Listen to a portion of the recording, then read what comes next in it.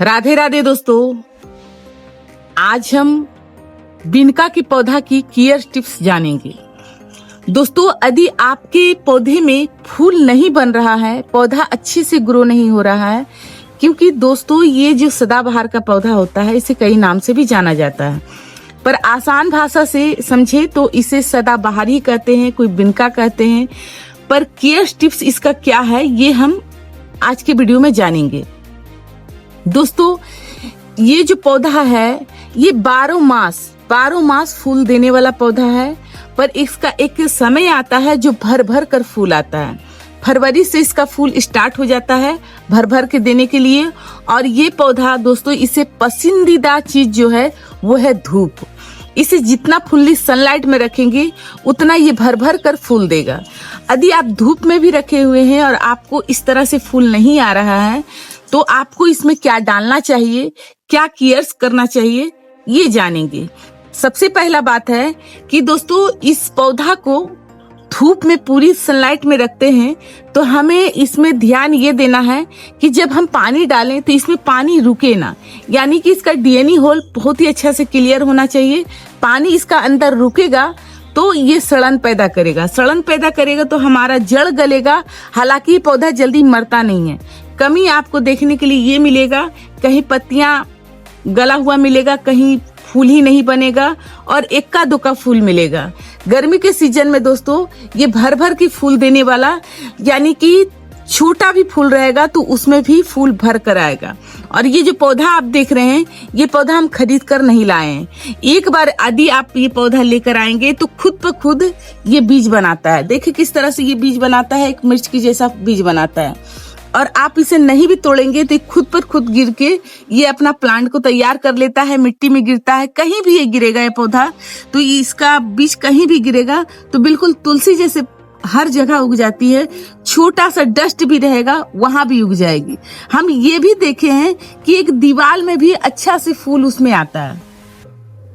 दीवार में कहाँ से उसको न्यूट्रिशन मिलता है, तो कहीं ना कहीं नाली का स्रोत लेकर वो फूल भर भर कर देता है। देखते हैं कहीं कहीं कि नाली का जो पाइप आता है उस पर फूल भर भर के आता है। आप भी कहीं ना कहीं देखे ही होंगे।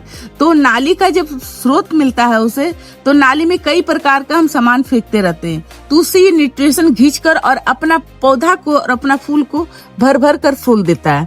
तो हमें इसमें क्या देना चाहिए, जो हम गमले में, एक नाली के अपेक्षा हमारे गमले में उस तरह से फूल नहीं आ रहा है, तो आप एक लॉजिक को समझे कि इसमें हम गमले में क्या डालें जो हमारा भरकर फूल आए।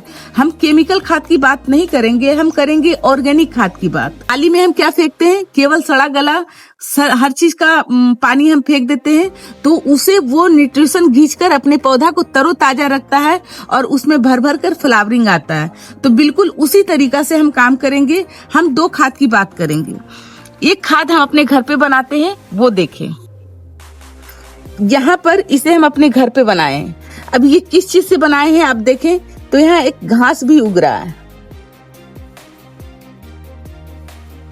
देखिए किस तरह से ये घास एक बंद डब्बे में उग गया है। तो यानी कि ये जो खाद है बहुत ही शक्तिशाली है। ये खाद है हम घर में गोबर से बनाए हैं।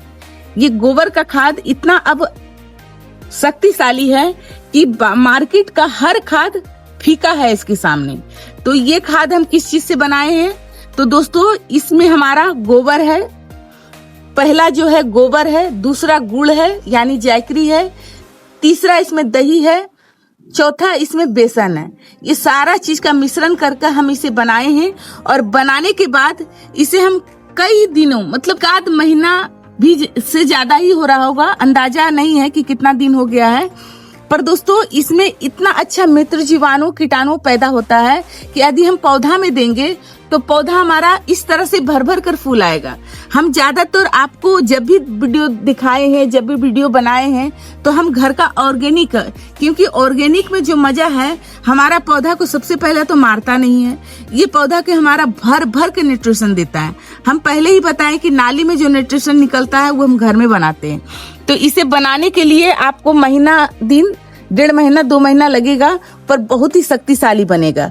अब इसको देने के लिए हमें क्या करना है, तो यहाँ पर एक मुट्ठी के हिसाब से, जैसे कि हम यहाँ पर एक मुट्ठी ले रहे हैं, इतना बहुत ही ज्यादा है, एक मुट्ठी हम आदि ले लेते हैं। एक गमले में देने के लिए इस तरह से बस फैला दें।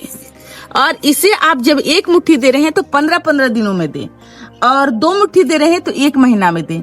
इस तरह से यदि भर कर आप देते हैं मात्र 1 मुट्ठी, यदि मार्केट का आप लेके आ रहे हैं तो वो बोलेगा 4-5 मुट्ठी दे दीजिए। क्यों बोलता है ये समझे। 4-5 मुट्ठी ये बोलता है कि उसमें ज्यादा से ज्यादा रेत मिला हुआ रहता है, गोबर खाद ना के बराबर मिला हुआ रहता है। इसी के कारण से वो बोलते हैं केवल गोबर खाद। जितना हम इसमें प्रकार आपको बताएं कि इसको बनाने के लिए हम गुड़ का इस्तेमाल किए हैं, दही का इस्तेमाल किए हैं, बेसन का इस्तेमाल किए हैं, तो वो सारा चीज आपको मार्केट में कभी भी कहीं नहीं मिलेगा। यदि आपको इस तरह से बनाना है तो मेरा वीडियो आप जाकर देख सकते हैं कि किस तरह से हम गोबर खाद बनाते हैं। वर्मी कंपोस्ट भी घर पे बनाते हैं, तो उसे भी आप जाकर देख सकते हैं।